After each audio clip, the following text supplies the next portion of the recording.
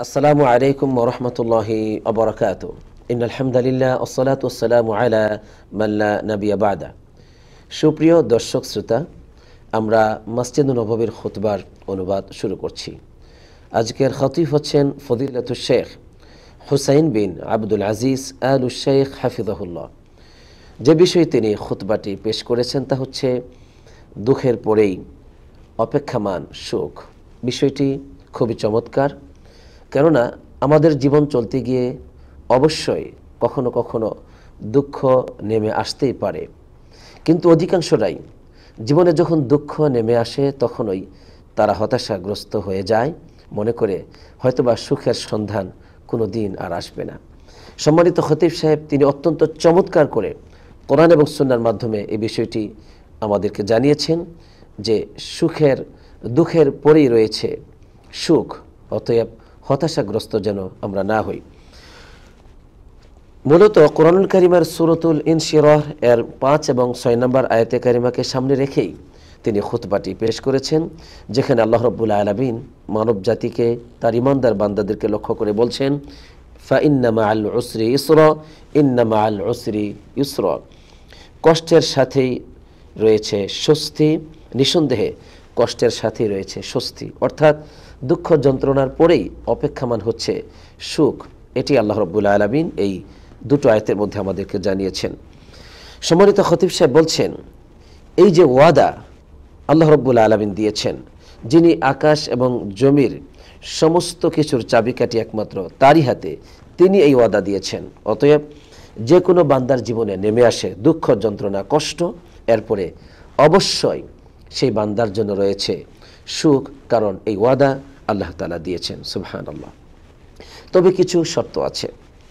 ওই বান্দাকে অবশ্যই যখন দুঃখ নেমে আসে তখন একনিষ্ঠভাবে এক আল্লাহর দিকে ছুটে চলতে হবে।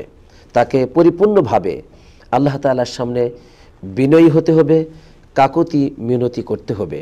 আর তখনই এই একনিষ্ঠতার জন্য আল্লাহ তাআলা ওই বান্দার বিপদকে দূর করে দিবেন। একনিষ্ঠতার মাধ্যমেই আল্লাহ তাআলা দোয়াকে কবুল করেন। এমনকি মুশরিকদের দোয়াও পর্যন্ত আল্লাহ তাআলা কবুল করেছেন। যেমন সূরাতুল আনকাবুতের 65 নম্বর আয়াতে আল্লাহ রাব্বুল আলামিন বলছেন, ফাইযা রাকিবু ফিল ফুলকি দা'াবুল্লাহ মুখলিসিনা লাহুদ্দিন। যখন তারা নৌকায় আরোহণ করে তখন আল্লাহ রাব্বুল আলামিনের আনুগত্য করে আল্লাহ তাআলাকে একনিষ্ঠভাবে তারা ডাকতে থাকে মুশরিকরা। ফালাম্মা নাজ্জাহুম ইলাল বাররি ইযা হুম ইশরিকুন। যখন আমি আল্লাহ তাআলা তাদেরকে স্থলে পৌঁছে দেই, ঠিক তখনই তারা শিরিক করে, নাউযুবিল্লাহ। তাহলে এই আয়াতের মধ্যে আল্লাহ রাব্বুল আলামিন আমাদেরকে জানিয়েছেন যে মুশরিকরা পর্যন্ত যখন বিপদে মুসিবতে লিপ্ত হতো আর তখন একনিষ্ঠভাবে কেবলমাত্র শুধুমাত্র আল্লাহর সাহায্যই তারা প্রার্থনা করেছিল কাকুতি মিনতি করার মাধ্যমে, তখন আল্লাহ তাআলা তাদের ডাকে সাড়া দিয়েছিলেন। অতএব এটা যদি মুশরিকদের জন্য প্রযোজ্য হয়, তাহলে আমরা মুমিনগণ যদি বিপদ আসার পর একনিষ্ঠভাবে আল্লাহ তাআলার সামনে নিজেকে তুচ্ছ তাচ্ছিল্য করে কাকুতি মিনতি করে পেশ করতে পারি, অবশ্যই পরম করুণাময় দয়ালু রব আমাদের ডাকে সাড়া দিবেন। সম্মানিত খতিব সাহেব ইউনূস আলাইহিস সালামের ঘটনাকে আমাদের সামনে তুলে ধরলেন, যাতে করে আল্লাহ তাআলা যে কঠিন বিপদ থেকে উদ্ধার করেন, একনিষ্ঠভাবে তাকে ডাকলে সেই বিষয়টিকে বুঝিয়েছেন। যে ইউনূস আলাইহিস সালাম যখন তিনি বিপদে পড়েছিলেন তখন যে দোয়াটি দিয়ে দোয়া করেছিলেন, সেই দোয়া দ্বারা আমি আপনি যে কোনো বান্দা আল্লাহ তাআলাকে ডাকবে, আল্লাহ তাআলা অবশ্যই তার ডাকে সাড়া দিবেন। সূরাতুল আম্বিয়ার 87 এবং 88 নম্বর আয়াতে কারিমা এসেছে, ইউনূস আলাইহিস সালাম যখন বিপদে পড়েছিলেন তথা মাছ তাকে খেয়ে ফেলেছিল এবং সমুদ্রের তলদেশে তিনি চলে গিয়েছিলেন, আর সেই অবস্থাটি ছিল রাতের বেলা, অর্থাৎ এতগুলো বিপদে তিনি পড়েছিলেন। তখন তিনি আল্লাহ রাব্বুল আলামিনকে বলেছিলেন, আল্লা ইলাহা ইল্লা আনতা সুবহানাকা ইন্নী কুনতু মিনাজ জালিমিন, যে আল্লাহ, আপনি ছাড়া আর সত্য কোনো ইলাহ নেই, আর আপনি তো পুত পবিত্র। ইন্নী কুনতু মিনাজ জালিমিন, আমি জালিমদের অন্তর্ভুক্ত হয়েছি। অর্থাৎ আপনি যদি আমাকে সাহায্য না করেন আমি শেষ হয়ে যাব। আপনি একমাত্র বাঁচাতে পারেন, আর কেউ বাঁচাতে পারবে না। আল্লাহ রাব্বুল আলামিন বলছেন ফাস্তাজাবনা লাহু ওয়া নাজাইনাহু মিনাল গাম্মি ওয়া কাযালিকা নুনজিল মুমিনিন। আমি ইউনুসের ডাকে সাড়া দিলাম, তাকে ওই কঠিন বিপদ থেকে বাঁচিয়ে দিলাম, আর এমনিভাবে আমি মুমিনদেরকে সাহায্য করব, বাঁচাবো। সুবহানাল্লাহ। অতএব আমরা বিপদ আসলে পরে কখনো কোনো অবস্থাতে হতাশাগ্রস্ত হব না, বরং আল্লাহর প্রতি আমরা এগিয়ে যাব, আমাদের রবের দিকে ছুটে চলব, তার কাছে কাকুতি মিনতি করব, এই সমস্ত দোয়াগুলোকে আমরা কাজে লাগাবো। অবশ্যই তিনি আমাদেরকে সাহায্য করবেন, যা কোরআনের মাধ্যমে আমরা জেনেছি। এরপর সম্মানিত খতিব সাহেব তিনি আমাদেরকে বলছেন যে যখনই একজন বান্দা এই ওয়াদার প্রতি সুবিশ্বাস হবে, জীবনে পুনরায় চলে আসবে সুখ, শান্তি ও সুন্দর জীবন। এরপর সম্মানিত খতিব সাহেব বলছেন যে কেবলমাত্র শুধুমাত্র আল্লাহ সুবহানাহু ওয়া তাআলাই তিনিই পারেন, তিনি এর একমাত্র মালিক, যে বান্দাদের জীবনের সংকীর্ণতাকে দূরীভূত করে প্রশস্ত জীবন দান করবেন, তাদের অভাবগ্রস্ততাকে দূর করে দিয়ে জীবনের সচ্ছলতা দান করতে পারেন, তাদেরকে হতভাগ্য থেকে মুক্ত করে সৌভাগ্যশীল করতে পারেন। এই ক্ষমতা কেবলমাত্র শুধুমাত্র একমাত্র আল্লাহ সুবহানাহু ওয়া তাআলার কাছে রয়েছে। তাই তার কাছেই কোনো ব্যক্তি যদি কাকুতি মিনতি করে এবং সে যদি পরিপূর্ণভাবে তাকওয়া অবলম্বন করে, সুখে এবং দুঃখে তাকওয়া অবলম্বন করা তথা আল্লাহ রাব্বুল আলামিনের আদেশকে মানতে হবে এবং তার নিষেধাজ্ঞাকে বর্জন করতে হবে। এই তাকওয়ার উপর যখন সে চলবে, ঠিক তখনই তার জীবনে সুখ, শান্তি, সমৃদ্ধি চলে আসবে, জীবনের সমস্ত বন্ধ দরজাগুলো খুলে যাবে। এই মর্মে আল্লাহ রাব্বুল আলামিন সূরাতুত তালাকে তার ৩ নম্বর আয়াতে বলছেন যে ওমাই ইয়াত্তাকিল্লাহা ইয়াজআল লাহু মাখরাজা, যে ব্যক্তি আল্লাহ রাব্বুল আলামিনকে ভয় করবে তার জন্য আল্লাহ তাআলা মুক্তির পথ খুলে দেন। সুবহানাল্লাহ। আর ওয়ারযুকহু মিন হাইথু লা ইয়াহতাসিব, এমন অবস্থায় তাকে রিজিক দান করবেন সেই বান্দা তো ধারণাও করতে পারবে না। সুবহানাল্লাহ। তাহলে বোঝা গেল যে আল্লাহ তাআলা আমাদেরকে তাকওয়া অবলম্বন করতে বলেছেন। তাকে যখন আমরা ভয় করব, তার আনুগত্য যখন আমরা করব, তার আদেশ নিষেধগুলো যখন আমরা আমাদের জীবনে বাস্তবায়ন করব, ঠিক তখনই কিন্তু আমাদের সমস্ত বিপদ মুসিবতগুলো তিনি দূর করে দিবেন, তার আগে নয়। অনেকেই তারা বিপদে যখন পড়ে তারা বলে যে আমরা তো দোয়া করছি কিন্তু দোয়া তো কবুল হচ্ছে না। আসলে বিষয়টা হচ্ছে আপনি দোয়া করছেন কিন্তু আপনি তো এখনও সেই পাপের মধ্যে হাবুডুবু খাচ্ছেন। যেই অন্যায়ের জন্য, যে পাপের জন্য আল্লাহ তাআলা রাগান্বিত হয়ে আপনাকে শাস্তি দিচ্ছেন, আপনাকে পরীক্ষা করছেন বিপদ দিয়ে, আপনি তো সেই পাপের মধ্যেই ডুবে আছেন, এজন্য আপনি আর সেখান থেকে বের হতে পারছেন না। তাই তাকওয়া অবলম্বন করতে হবে, আল্লাহকে ভয় করতে হবে, সৎ কাজ করতে হবে, অসৎ কাজ বর্জন করতে হবে, আর আল্লাহকে ডাকতে হবে, তখনই আসবে বিপদ মুক্তি। আলহামদুলিল্লাহ। সম্মানিত খতিব সাহেব এই বিষয়টিকে আরো সুন্দর করার জন্য আমাদেরকে বললেন যে অবশ্যই তোমাকে আল্লাহ তাআলার প্রতি সুধারণা পোষণ করতে হবে, যে তুমি যে বিপদে পড়েছ, তোমাকে আল্লাহ তাআলা বিপদ থেকে উদ্ধার করবেন, এই ধারণা আল্লাহর প্রতি তোমাকে পোষণ করতে হবে, তখনই আল্লাহ তাআলা তোমাকে সাহায্য করবেন। তিনি একটি ঘটনাকে উল্লেখ করলেন যা ইমাম মালিক রাহমাতুল্লাহ আলাইহি তিনি তার মুয়াত্তাতে বর্ণনা করেছেন যে আবু উবাইদা রাদিয়াল্লাহু তাআলা আনহু তিনি সিরিয়াতে অবরুদ্ধ হয়েছিলেন। তো তিনি যে এই মহা বিপদে পড়লেন শত্রুদের কাছে, তখন উমর ফারুক রাদিয়াল্লাহু তাআলা আনহু তার কাছে পত্র প্রেরণ করলেন। আর পত্রতে লেখা ছিল এটাই, সালামুন আলাইক, তোমার উপর আল্লাহ তাআলার পক্ষ থেকে শান্তি অবতীর্ণ হোক। এরপরে বললেন যে যে কোনো মুমিন বান্দার উপর কোনো বিপদ মুসিবত অবতীর্ণ হয়, তখন আল্লাহ সুবহানাহু ওয়া তাআলা ইয়াজআলুল্লাহু লাহু বা'দাহা ফারাজা, এই বিপদের পরেই আল্লাহ তাআলা তাকে বিপদ মুক্তি দান করবেন। সুবহানাল্লাহ। এরপরে তিনি আরেকটি বাক্য বলেছেন, যে বাক্যটা ওই যে প্রথমে আমরা যে আয়াতে কারিমা দুটো বললাম সূরাতুল ইনশিরার, যে ইন্না মাআল উসরি ইসরা, ইন্না মাআল উসরি ইসরা, ওই আয়াতের অর্থের দিকে ইঙ্গিত করলেন চিঠির শেষাংশে, যে ওয়ালাই ইয়াগলিবা উসরুন ইসরাইনি, যে কখনো একটি কঠিন অবস্থার সাথে যেখানে দুটো সুখ রয়েছে, সেখানে কখনো একটি দুঃখ বিজয় লাভ করতে পারে না। অর্থাৎ যেখানে আল্লাহ সুবহানাহু ওয়া তাআলা জানিয়েছেন যে দুইবার তিনি বলেছেন যে দুঃখের পরে সুখ রয়েছে, সুখ রয়েছে। তো যেখানে দুটো সুখ রয়েছে সেখানে একটি বিপদ কিছুই হবে না, এই বিপদ বিজয় হতে পারবে না। অর্থাৎ বিপদে তুমি পড়েছ, তবে একটা কথা মনে রাখবে যে এরপরে আল্লাহ তাআলা তোমাকে বিপদ মুক্তি দান করবেন, নিরাপত্তা ও সুন্দর জীবন দান করবেন।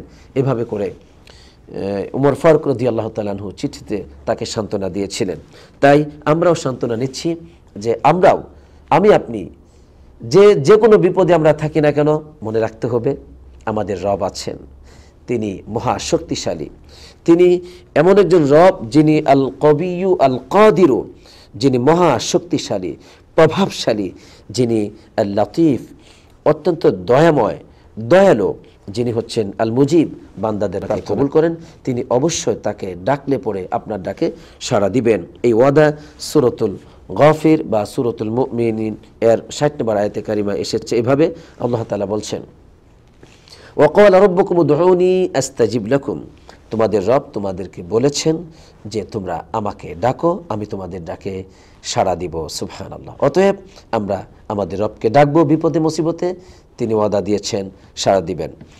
তবে সম্মানিত খতিব সাহেব তিনি আরও বললেন যে হে আল্লাহর বান্দা, ফাকুন আলা ইয়াকিন বিকারমিল গনিয়িল আযীম ওকুন আলা ইয়াকিন বিলুতফিন মিনার রহমানির রহিম। চমৎকার তিনি কথা বললেন যে তোমাকে অবশ্যই পূর্ণ ইয়াকিন বা বিশ্বাসী হতে হবে যে তোমার সেই মহাপরাক্রমশালী, অমুখাপেক্ষী সেই মহান রব, তার দয়া তুমি পাবে। এই ব্যাপারে তোমাকে অবশ্যই পূর্ণ ইয়াকিন রাখতে হবে, পূর্ণ বিশ্বাসী হতে হবে, তখনই তুমি সেই দয়াময় রবের অনুগ্রহ পাবে। এজন্য বিশ্বাসটা যেন দুর্বল হয়। তাই সম্মানিত খতিব সাহেব বলছেন এই যে বিশ্বাস করা আল্লাহর ব্যাপারে যে তিনি অবশ্যই দয়াময় রব সাহায্য করবেন, এটাই হচ্ছে নিরাপত্তা, এটাই হচ্ছে শান্তির পথ। কেননা আল্লাহ সুবহানাহু ওয়া তাআলা ওয়াদা দিয়েছেন সূরাতুল বাকারার 186 নম্বর আয়াতে, তিনি বলছেন ওয়াইদা সাআলাকা ইবাদি আন্নী ফাইন্নী করিব উজিবু দাওয়াতাদ দাঈ ইযা দাআন। যখনই তোমাকে আমার বান্দা জিজ্ঞেস করে আমার সম্পর্কে, তো আল্লাহ তাআলা বলছেন আমি কিন্তু অতি নিকটে। উজিবু দাওয়াতাদ দাঈ ইযা দাআন, যখনই কোনো বান্দা আমাকে ডাকে তখন আমি তার ডাকে সাড়া দেই। অতএব তিনি ওয়াদা দিয়েছেন সাড়া দিবেন। তবে আমাদেরকেও একটা কথা বলেছেন যে ফাল্লিস্তাজিবু লি ওয়াল ইউমিনু বিলা আল্লাহুম ইয়ারশুদুন, তারাও যেন আমার ডাকে সাড়া দেয়। মানে তিনি আমাদেরকে যে আদেশ করেছেন তার আনুগত্য করার জন্য, তার অবাধ্যতা থেকে বিরত থাকার জন্য, এক্ষেত্রে আমরাও যেন আমাদের রবের ডাকে সাড়া দেই এবং আমরা যেন আমাদের রবের প্রতি সুবিশ্বাসী হই, তাহলে আমরা সরল সঠিক পথ পাবো বলে আমাদের রব ওয়াদা দিয়েছেন। সম্মানিত খতিব সাহেব প্রথম খুতবাটি শেষ করার আগেই আমাদেরকে তিনি বলছেন যে অতএব যে কোনো বান্দা তার রবের দিকে, সৃষ্টিকর্তার দিকে বিপদের সময় দ্বারস্থ হবে, সে যেন সুসংবাদ গ্রহণ করে যে অবশ্যই চিন্তার পরে তার রব তাকে আনন্দ দান করবেন, দুঃখ যন্ত্রণার পরে অবশ্যই তার রব তাকে স্বস্তি ও সুখ দান করবেন, অবশ্যই অসুস্থতার পরে সুস্থতা দান করবেন। কেননা আল্লাহ সুবহানাহু ওয়া তাআলা সূরাতুন নামলের ৬২ নম্বর আয়াতে কারিমে বলেছেন যে আম্মা ইউজিবুল মুত্তাররা ইযা দাআহু ওয়া ইয়াকশিফুস সুআ, কে সেই মহান সত্তা যিনি ওই যে কঠিন বিপদে মুসিবতে যে বান্দা সে বিপদে পড়ে যায় তখন কে তার ডাকে সাড়া দেয়, কে তার বিপদ দূর করে দেয়, কে করে? আল্লাহ সুবহানাহু ওয়া তাআলাই তো করেন। এই জন্য আমরা আমাদের রবের দিকেই ফিরে যাব। রাসূলুল্লাহ সাল্লাল্লাহু আলাইহি ওয়াসাল্লাম তিনি আমাদেরকে বলছেন ইন্নাল ফারজা মাআল কারবি ওয়া ইন্না মাআল উসরি ইসরা, নিঃসন্দেহে বিপদের সাথেই তো রয়েছে বিপদ মুক্তি, আর অবশ্যই কঠিন অবস্থার সাথে রয়েছে সহজতর অবস্থা, অর্থাৎ দুঃখের পরে রয়েছে অপেক্ষামান সুখ। এই কথা বলেই সম্মানিত খতিব সাহেব তিনি প্রথম খুতবাটি শেষ করেছেন।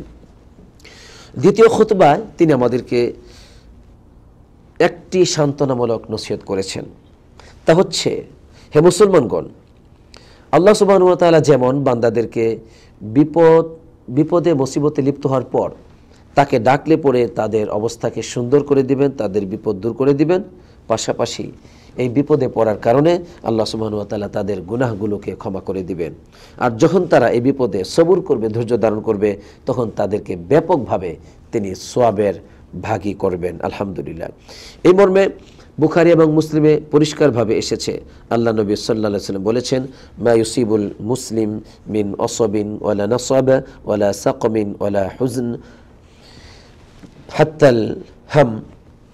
যে কোনো ব্যক্তি, মুসলিম ব্যক্তি, সে বেদনায় যন্ত্রণায় লিপ্ত হয়, গুনাহগুলোকে তিনি ক্ষমা করে দেন, তার জীবন থেকে গুনাহকে মুছে দেন। আলহামদুলিল্লাহ। এই সান্ত্বনামূলক হাদিসটি বলার পরেই সম্মানিত খতিব সাহেব তিনি দ্বিতীয় খুতবাটি শেষ করেছেন। সুপ্রিয় দর্শক শ্রোতা, আমরা এতক্ষণ পর্যন্ত জানলাম খুতবার বিষয়, যে দুঃখের পরে রয়েছে সুখ অপেক্ষামান। তাই আমরা যেন জীবনে কখনো হতাশাগ্রস্ত না হই। জীবনে দুঃখ যন্ত্রণা আসতেই পারে, সেটা আমাদের পাপের জন্য হোক অথবা আল্লাহ তাআলা কোনো পরীক্ষা করুক, সেটা আসবেই। কিন্তু মহান আল্লাহ তাআলা আমাদেরকে জানিয়েছেন যে ফাইন্না মাআল উসরি ইসরা, ইন্না মাআল উসরি ইসরা, নিঃসন্দেহে কষ্টের পরেই রয়েছে সুখ, নিঃসন্দেহে কষ্টের পরে রয়েছে সুখ। তাই সুখ আসবে আপনার জীবনে, অবশ্যই আসবে, কিন্তু আপনাকে ধৈর্য ধারণ করতে হবে বিপদে মুসিবতে। আপনাকে আমাকে তাকওয়ার পথ অবলম্বন করতে হবে, আপনাকে আমাকে আল্লাহর দিকে একনিষ্ঠভাবে ছুটে চলতে হবে, আল্লাহর কাছে কাকুতি মিনতি করতে হবে, দোয়া করতে হবে। এসব কিছু করার মাধ্যমেই আমাদের রব আমাদের বিপদকে দূর করবেন। এই ওয়াদা কোরআন এবং সুন্নাহয় বারবার দিয়েছেন। অনেক উপমাও আল্লাহ তাআলা দিয়েছেন, যেমন ইউনূস আলাইহিস সালামের ব্যাপারে, আইয়ুব আলাইহিস সালামের ব্যাপারে আল্লাহ তাআলা এইসব কথাগুলো বলেছেন। তাই আসুন আমরা আজ যা শুনলাম এই খুতবার থেকে, আল্লাহ তাআলা আমাদের সবাইকে এর উপর জীবন গঠন করার, জীবন এর উপর প্রতিষ্ঠিত করার তৌফিক দান করুক। আমিন। আসসালাতু ওয়াসসালামু আলা নবিয়িনা মুহাম্মদ ওয়া আলা আলিহি ওয়া সাহবিহি আজমাইন।